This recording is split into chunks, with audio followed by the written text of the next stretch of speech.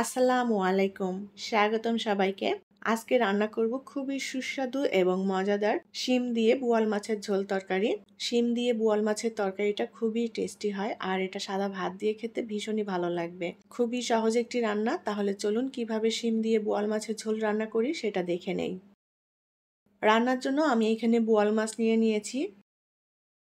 আর বোয়াল মাছটা রান্না করব আজকে শিম দিয়ে, তো এখানে পরিমাণ মতো করে শিম কেটে নিয়েছি। শিমটা আমি একটু ছোট টুকরো করে কেটে নিয়ে ধুয়ে নিয়েছি ভালোভাবে। আর সাথে আলু দেব, এখানে ছোট সাইজের 4-5টা আলু এরকম লম্বা টুকরো করে কেটে নিয়েছি, একটু মোটা মোটা। প্যানে এখন রান্নার জন্য আমি 2 টেবিল চামচ পরিমাণ তেল দিয়ে দেব। এবার এই তেলের মধ্যে দিয়ে দেব পেঁয়াজ বাটা, রসুন বাটা, জিরা বাটা এবং কাঁচামরিচ বাটা। পেঁয়াজ বাটা নিয়েছি এখানে 1.5 টেবিল চামচ পরিমাণ, 2 চা চামচ নিয়েছি জিরা বাটা, 1/2 চা চামচ রসুন বাটা, 1 চা চামচ কাঁচামরিচ বাটা। কাঁচামরিচ, পেঁয়াজ এবং জিরাটা বেটে দিয়েছি, এতে করে তরকারির স্বাদটা বাড়বে। মশলাটা এখন অল্প আছে একটু ভেজে নেব যাতে মশলার কাঁচা গন্ধ চলে যায়। মশলাটা ভেজে নিয়েছি আর মশলার কাঁচা গন্ধ চলে গিয়েছে। এখন এর মধ্যে গুঁড়া মশলা দিয়ে দেব। আমি এখানে নিয়েছি ধনিয়ার গুঁড়া, হলুদ গুঁড়া, শুকনো মরিচের গুঁড়া, 1/2 চা চামচ করে লবণ নিয়েছি স্বাদ মতো। একটুখানি পানি দিয়ে দেব মশলা কষিয়ে নেওয়ার জন্য। এখন এই মশলার মধ্যে দিয়ে দেব মাছ। মাছগুলো আমি কষিয়ে রান্না করব। মশলার সাথে এভাবে বোয়াল মাছটা কষিয়ে রান্না করলেও খুবই মজার হয়।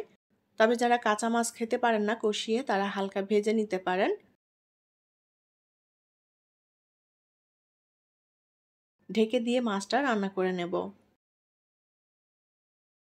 5 মিনিট মতো ঢেকে দিয়েছিলাম। এখন মাছটা একটু উল্টে পাল্টে দেব যাতে সুন্দর মতো সেদ্ধ হয়ে যায়। আবারও ঢেকে দেব।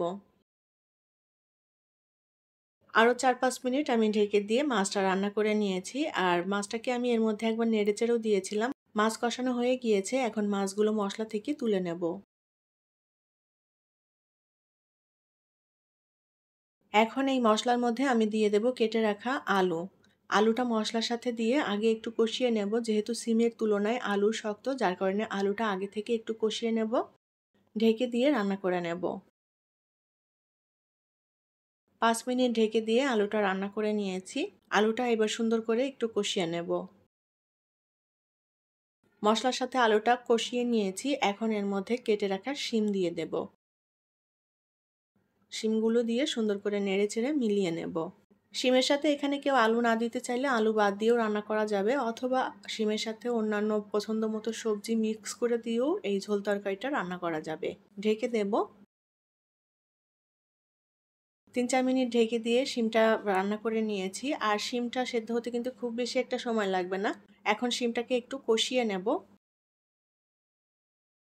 একটুখানি পানি দিয়ে দেব শিমটা ভালোভাবে কষিয়ে নেওয়ার জন্য। শিম দিয়ে মাছের ঝোল তরকারি অনেকভাবেই রান্না করা যায় আর এক একটা স্বাদ হয় এক এক রকম। আর আজকে আমি বোয়াল মাছ দিয়ে রান্না করছি। বোয়াল মাছের পরিবর্তে অন্য যে কোনো মাছ দিয়ে এই শিমের তরকারিটা রান্না করে নেওয়া যাবে। শিম এবং আলু আমি মশলার সাথে সুন্দর করে কষিয়ে নিয়েছি। এখন এর মধ্যে পরিমাণ মতো করে ঝোলের পানি দিয়ে দেব। যে যতটা ঝোল রাখতে চান পানিটা সেভাবে দিয়ে দিতে হবে। আমি একটু পাতলা টাইপের ঝোল রাখবো, সেভাবে পানিটা দিয়ে দিলাম। একটু লবণ লাগবে, ঝোলটা আমি চেখে দেখেছি, লবণটা কম মনে হয়েছে। আমি কিন্তু এখানে আর কোনো মশলা দেইনি, মাছ কষানোর সময় যে মশলা দিয়েছি ওই মশলা দিয়েই রান্না করে নিচ্ছি। এখন শিমের মধ্যে মাছগুলো দিয়ে দেব।